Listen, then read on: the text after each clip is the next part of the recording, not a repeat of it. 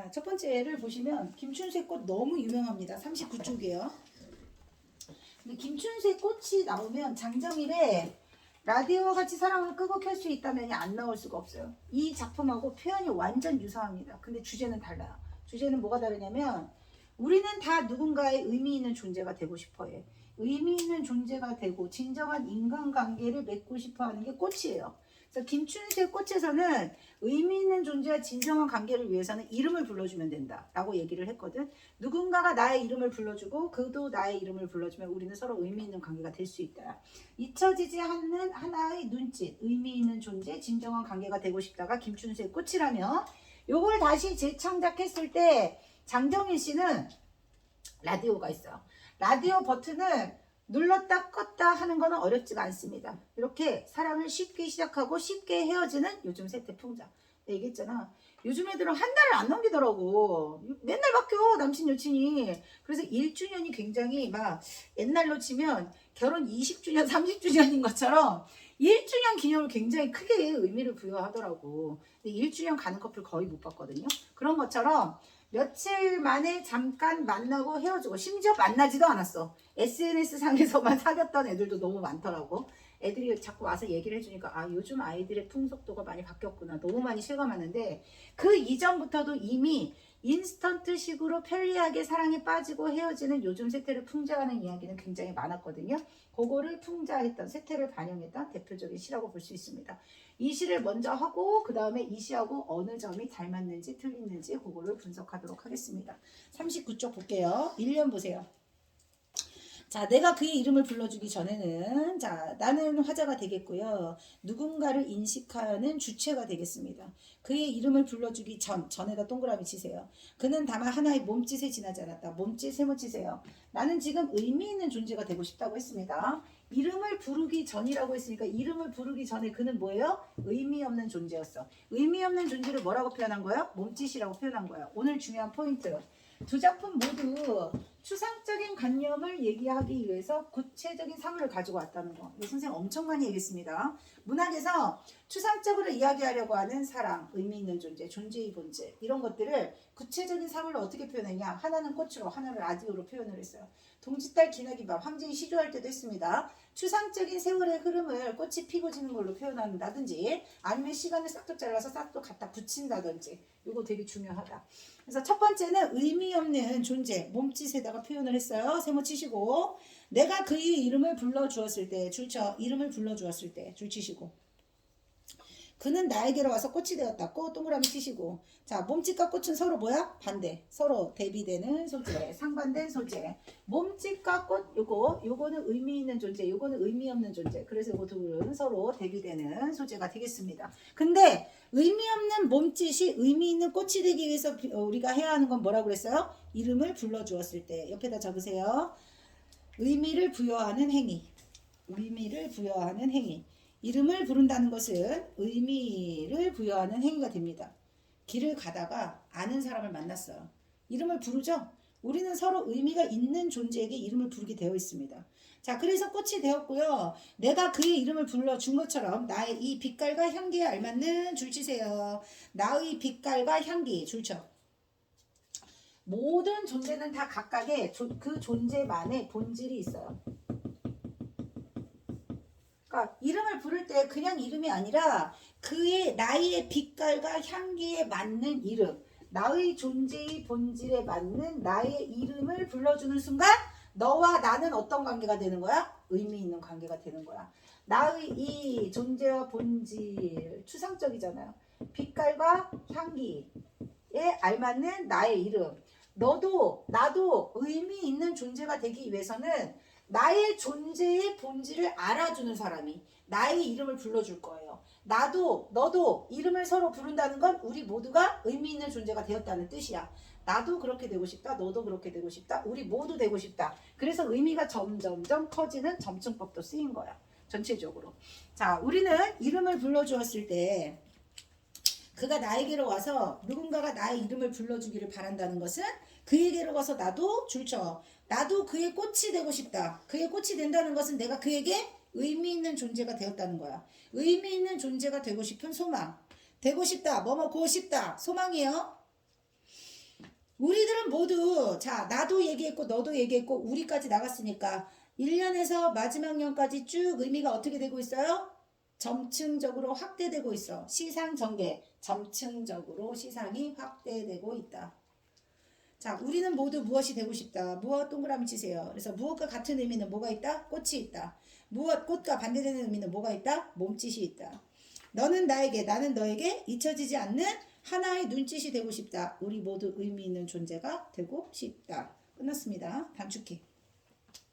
자, 의미 있는 존재가 되고 싶은 나는요. 누군가가 자신의 이름을 불러줌으로써 그래서 이름을 부르는 행위가 의미를 부여하는 행위, 인식하게 되는 행위라고 했습니다.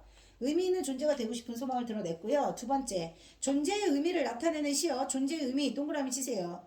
몸짓, 세모, 의미 없는 존재야. 눈짓, 동그라미, 의미 있는 존재야. 서로보다 반대, 대비되는 소재. 눈짓, 반대, 몸짓. 눈짓과 같은 거고, 꽃, 무엇. 앞에 있는 수식하는 말과 서술하는 말을 보고 해석하시면 돼요. 되고 싶다는 의미 있는 존재. 그 다음에 반복법 19의 반복을 통해서 뭐뭐 되고 싶다. 이름을 불러주다. 근데 약간 변화시켜서 반복했기 때문에 변주 반복 모두 있고요. 의미는 점점 확대되는 점층도 있다고 그랬어요. 관계에 대한 소망을 노래하고 있습니다. 자, 1번 인간과 자연의 대비. 대비는 나오는데 인간과 자연이 틀린 거지. 인간과 자연이 아니고 의미 있는과 의미 없는이 대비되고 있다고 그랬어요. 그 다음 2번 19 반복 변화 강조 다 봤습니다. 반복 변화 플러스 모두 있다고 점층도 있다고 그랬어. 시상 전개 점층적. 공간 이동 없고요. 설이 없고요. 계절감도 없고요. 2번이다. 그 다음 2번 적절하지 않은 것은 4번입니다. 눈짓은요. 서로가 본질을 인식하기 전이 아니라 인식 후 인식하고 난 다음에 눈짓이 되었다. 2번 별표 치세요. 자, 몸짓 의미 없는 동그라미. 꽃 이름을 불러주기에 의해서 아까 얘기했어. 이름을 불러주는 행위가 의미를 부여하기 위한 행위라고. 그 다음 빛깔과 향기 본질 동그라미. 그 다음에 A, D를 통해서 나는 진정한 관계 형성에 대한 소망을 드러내고 있습니다. 나뿐만 아니라 너도 우리 모두. 자, 그 다음 세 번째 장정해 1번. 자, 1년 내가 단추를 눌러주기 전 그는 다만 하나의 라디오에 지나지 않았다. 완전히 꽃하고 똑같죠. 내가 그의 이름을 불러주기 전. 그러니까 1번 줄쳐. 단추를 눌러주기 전은 뭘 패러디한 거야? 이름을 불러주기 전. 똑같은 표현 다 가지고 온 거예요. 이런 걸 뭐라고 해? 패러디라고 해. 단추를 눌러주기 전. 요거는 김춘수의 꽃에서 뭐가 될까요? 이름을 부르는 행위가 되겠습니다. 이름을 부르는 행위랑 단추를 누르는 행위랑 똑같아. 의미를 부여하는 수단. 저거 단추를 눌러주기 전. 의미를 부여하는 수단. 의미를 부여하는 수단. 그 다음 소통의 매개체. 소통의 매개체.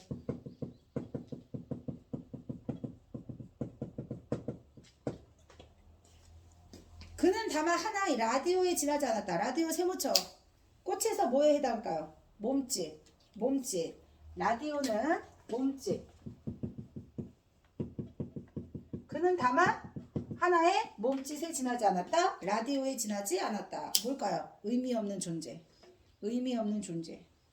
자, 내가 단추를 눌러 주었을 때 내가 이름을 불러 주었을 때겠죠? 단추를 눌렀다. 이름을 불렀다. 무슨 뜻이야? 대상에 의미를 부여하는 순간. 자, 의미를 부여했을 때 그는 나에게로 와서 뭐가 되었다? 전파가 되었다. 전파. 자, 그럼 전파는 얘하고 반대겠죠? 그리고 김춘수의 꽃을 말하는 거겠죠? 라디오, 몸짓, 전파, 꽃. 뭔 말인지 알겠어? 똑같이 나왔어. 자, 똑같이 다 연결을 하시면 내가 그의 단추를 눌러준 것처럼 누가 와서 나의 굳어버린 줄쳐 굳어버린 핏줄기와 황량한 가슴속. 현대인의 삭막하고 고독한 내면. 빨리 적으세요. 현대인의 고독하고 삭막한 내면. 굳어버린 핏줄기, 황량한 가슴 속에 누군가가 버튼을 눌러주기를 바란다. 촉촉하게 사랑의 마음이 싹트기를 바란다. 그에게로 가서 나도 그의 전파가 되고 싶다. 그의 전파가 되고 싶다는 건 뭐가 되고 싶다? 의미 있는 존재가 되고 싶다. 여기까지는 완전히 똑같아. 근데 완전히 달라지는 부분. 마지막에 주제가 다르다고 했어요. 우리들은 모두 사랑이 되고 싶다. 근데 이 사랑은 자, 앞에 있는 김춘세 꽃을 다 패러디하고 마지막 부분에서 이 사람이 말하고 싶은 사랑. 동그라미 치세요. 가볍고 편리한 일회성 사랑. 현대인은 너무 가볍게 만나고 헤어짐을 반복해. 마치 뭐처럼? 라디오 단추를 눌렀다 껐다 하는 것처럼 너무 쉽게. 이해됐죠? 그래서 끄고 싶을 때 줄쳐. 끄고 싶을 때 끄고 켜고 싶을 때 켤 수 있는 사랑은 진정한 사랑이 아니야. 현대인들은 진정한 사랑보다 뭘 좋아해? 간편하게. 간편하게 진짜 한번 만나고 끝나는 그런 일회성 사랑. 그런 것들을 좋아하는 요즘 세태. 진정한 의미의 사랑이라기보다는 간편한 일회성 사랑을 추구하는 현대인의 인스턴트식 사랑을 풍자하고 있습니다. 그런 것 같아. 삭막하고 메마른 가슴에 사랑도 빨리 왔다. 사랑도 빨리 식는 것 같아요. 뿌리 내리지 못하고. 그거를 라디오의 버튼을 눌렀다 껐다 하는 것에 표현을 했고요. 형식과 표현 모두 어디에서 가져왔다고? 김춘수의 꽃을 패러디해서 이렇게 쓴 겁니다. 자, 그러면 적절하지 않은 것은 그랬어요. 원작과 어떤 점이 갖고 다른지. 1번 풍자 동그라미. 풍자는 추가된 내용이야. 원작에는 없고 추가된 내용 플러스. 자, 시대 상황을 반영했어. 어떤 상황? 그 현대 산업사회의 상징이라고 할 수 있는 라디오. 지금이야 라디오가 별로 없지만 이때만 해도 라디오가 엄청 사람들한테 인기를 끌었던 대표적인 생활용품 중에 하나였단 말이야. 그걸 통해서 현대 산업사회의 그런 어떤 인스턴트식 사랑만 하고 있는 세태를 풍자해보자. 이런 걸 넣은 거예요. 그 다음 갈망하는 목소리는 어디에 있다? 고우싶다. 고우싶다. 원작에도 있고 이 작품에도 있는 거. 공통점. 뭐뭐 이루고 싶다. 소망. 보조 용언 할 때 했습니다. 모든 용언의 뒤에 붙어서 소망의 의미를 드러내는 보조 용언. 시에서 뭐뭐 하고 싶다는 화자의 소망, 주제가 담겨있는 부분이라고 볼 수 있어요. 자, 원시의 진지한 분위기를 그러니까 원작 시보다 가볍게 동그라미죠. 가볍게. 그 다음 마지막 타자에게 다가갈 수 없는 안타까움. 아니 진정한 관계를 소망하는 거죠. 다가갈 수 없는은 아니죠. X